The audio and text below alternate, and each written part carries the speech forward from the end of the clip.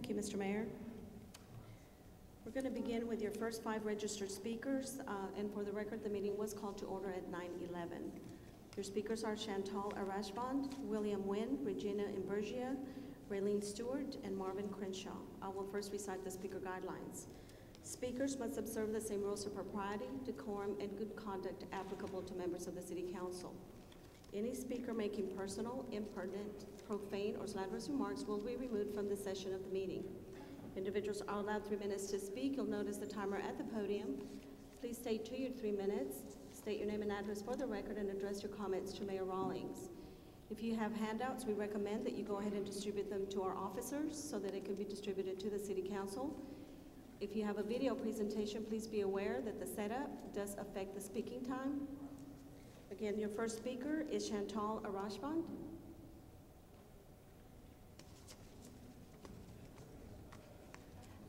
My name is Chantal Arashband. My address is 9306 Clearwater Drive, Dallas. I live in the 10th District.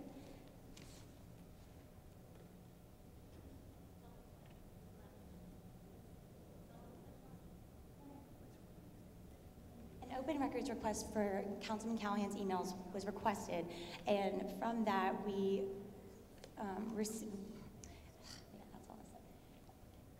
requested Council Callahan's emails. Come down. I've listened to this radio show over the years, but you know this really isn't about beneficial nematodes or Garrett juice that he talks about on the radio. This is really about hard science, and I just candidly and very respectfully think that Howard's out of his league on that subject. I've received emails from over 200. I've received emails from over 200 dental organizations, American Medical Society, scientific groups, and Dr. Walensky says it's beneficial. I believe it. Good morning. I'm Howard Garrett, the Dirt Doctor. I live in Lakewood in Dallas. And through my column in the Dallas Morning News, my books, and my radio show, I'm basically in the business of helping people be more healthy.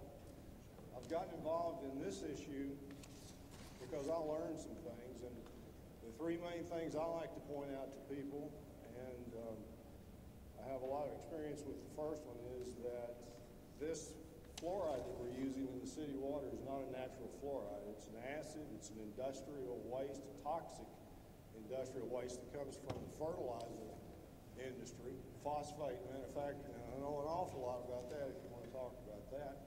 Second point is that we already have a decent, very decent level of natural fluoride in the water here. So for those of you that think that we need fluoride in the water, we've got it. And my third point is that we've got the wrong delivery system with the way we're currently adding this acid. These are things that you know about, you analyze it, you know the soil, you know the dirt. What we're getting today is not pharmaceutical grade fluoride. No, it's one of the nastiest chemicals around. It actually is kicked off when they make phosphate fertilizer.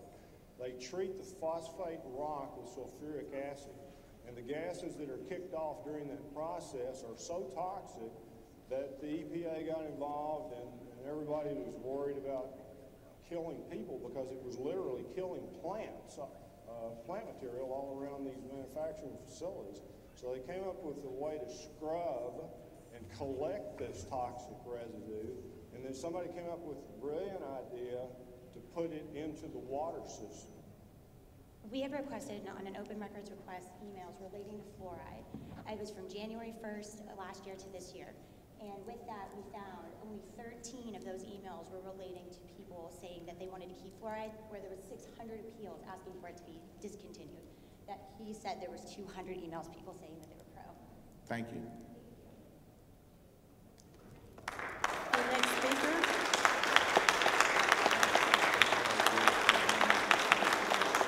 William Nguyen.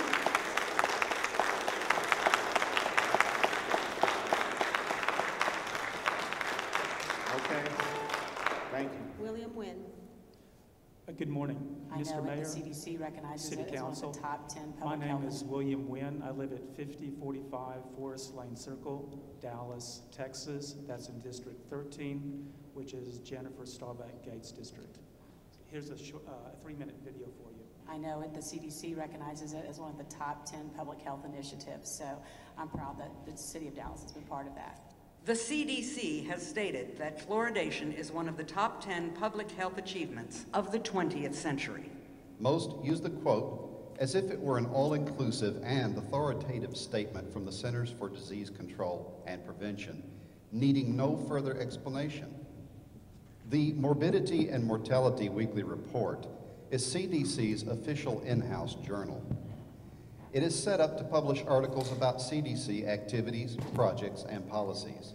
None of Morbidity and Mortality Weekly Report's contents are independently peer-reviewed. The October 22nd, 1999 report in Morbidity and Mortality Weekly Report was written by 2 members of the Oral Health Division at the CDC.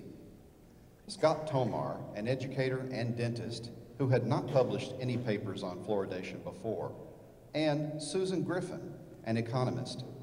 Neither writer possessed credentials in toxicology, a knowledge of which is critical for assessing the dangers posed by the long-term ingestion of fluoride.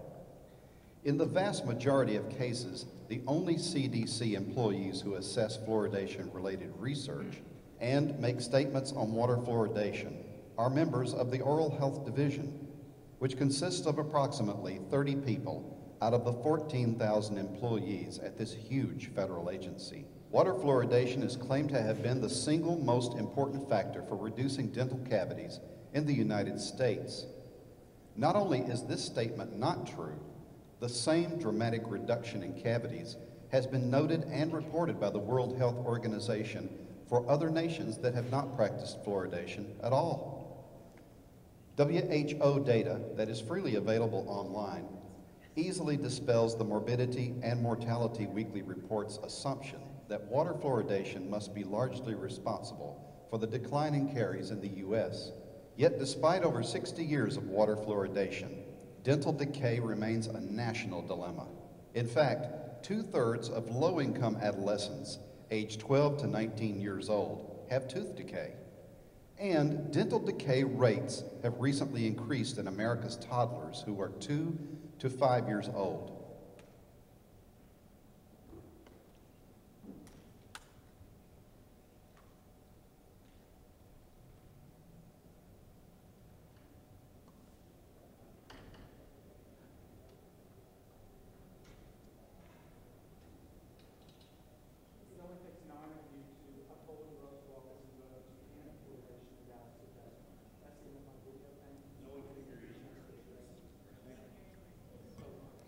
Thank you.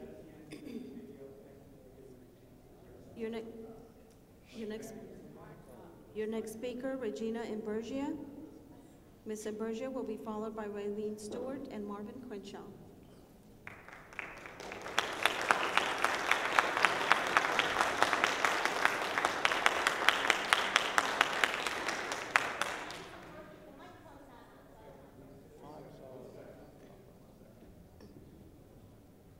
It's on.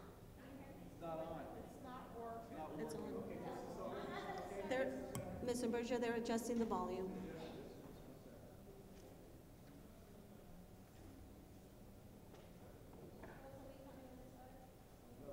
No volume.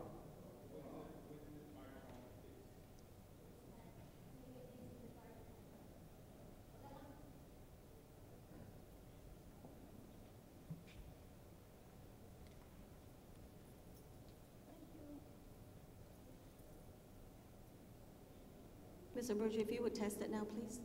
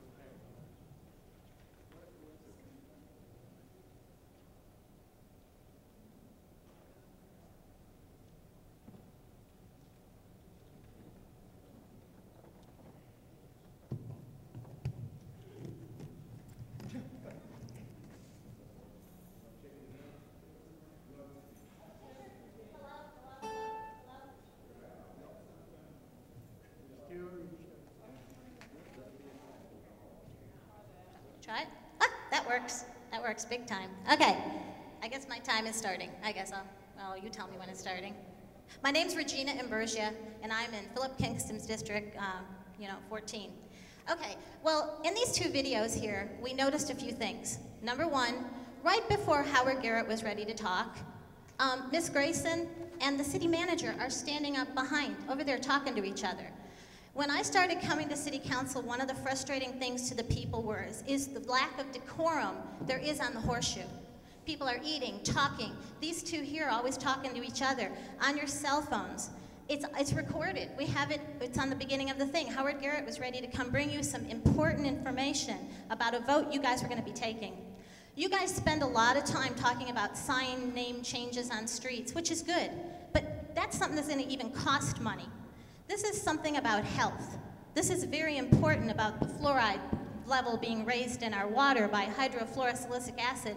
And for the rest of my thing, I'm gonna say poison, because it is a poison.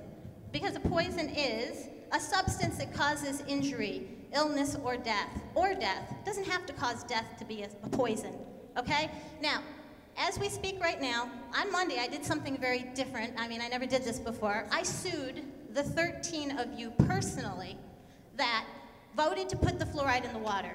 Medrano and Cadane did not get that, okay? You all have folders I handed out. I was gonna hand you a copy, because I made copies of them, not officially serving you, but just so you could read it ahead.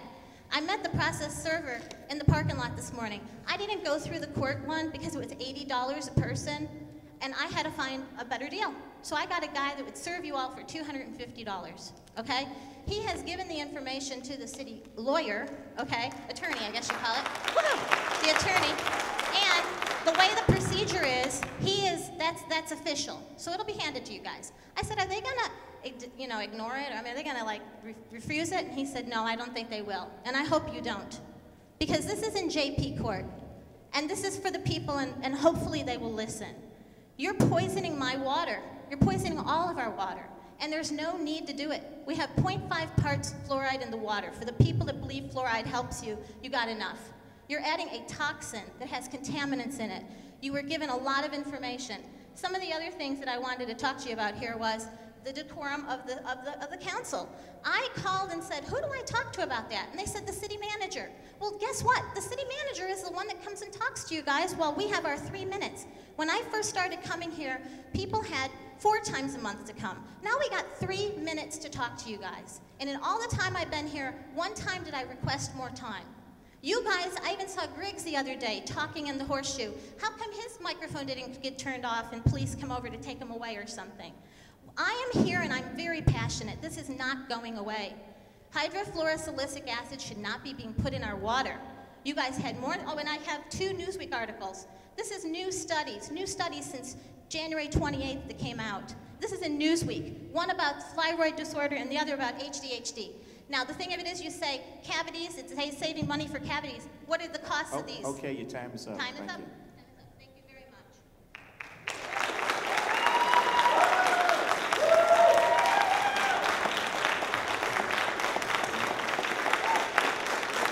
Excuse me, come on. Thank you. Thank you very much. Okay, thank you. Next speaker. Okay, we're gonna test the main microphone real quick. Testing, mic check, testing, 1, 2. Thank you. Your next speaker, Raylene Stewart. Good morning. My name is Raylene Stewart, and I'm in Council District Number 11. Hello, my name is Dr. Robin Bramsick, DDSMS, and I'm a dentist in Heath, Texas. Mayor Rollins and Dallas City Council, I would like to thank you for this opportunity to explain to you why I oppose water fluoridation. I do not offer fluoride in my private practice, nor do I have it in my household. I would like to start by asking, why do we have fluoride in our water supply? Most people would answer that question because they believe that fluoride prevents or treats dental cavities. However, that is not true based on research. In 1999 and 2001, the CDC stated that the main benefits of fluoride are topical, therefore it makes no sense to ingest fluoride. In fact, the FDA has never approved the ingestion of fluoride to prevent dental caries. The FDA also classifies fluoride as a drug, yet administering it to the masses is a violation of informed consent. The National Institute of Dental Research conducted a study of 39,000 children, and they found less than a 1% increase in dental caries between fluoridated and non-fluoridated communities. The NIH also conducted a similar study and had the same results. Also, tooth decay does not increase whenever fluoride is stopped. As you know, the ADA is a strong proponent of fluoride. However, if they were wrong on an issue, wouldn't you want to know? I know based on my science background that fluoride is the most electronegative element. It's highly reactive. It affects iodine, which is in our thyroid gland, and it also interacts strongly with magnesium, phosphorus, which are located in our bones. So fluoride does affect the thyroid gland, and there are studies that have also shown a correlation between fluoride and cancer and bone fractures. 33 studies in China, Iran, India, and Mexico showed a correlation between fluoride and lowered IQ. Before you dismiss a study from a foreign country, excellent studies do come out of foreign countries as well as technology. And what I find particularly upsetting is that certain subsets of our population are more susceptible to fluoride, such as people with kidney dysfunction, elderly, children, and infants who are bottle-fed formula. Even the ADA recommends making infant formula with non-fluoride water or low fluoride water. However, some of these people have no choice, and so they have to make it with the water supply, and that to me is absolutely unfair. We have established that water fluoridation does not prevent cavities. It violates informed consent. It can be considered discriminatory to lower-income families and is related to a host of health problems. If it is harmful, not helpful, and it does not accomplish what proponents claim, then why would we do it? If our focus is to decrease dental caries, then let's focus on the problem, which is non-fluoride related.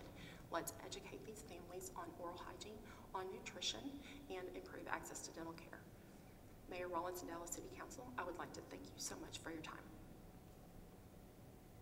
Hello, my name is Dr. Marvin Crenshaw, DDSMS, and I'm a dentist in Heath, Texas. Mayor Rollins. Fluoridation is not safe and effective. This local dentist was one of many that appealed to you to not purchase the hydrofluorosilicic acid. You ignored science, you ignored the voice of the people, and you ignored an opportunity to do something good for Dallas. A vote of 8 could have stopped this dangerous program. 9 of you can turn this around. Stop fluoridation in Dallas. Thank you.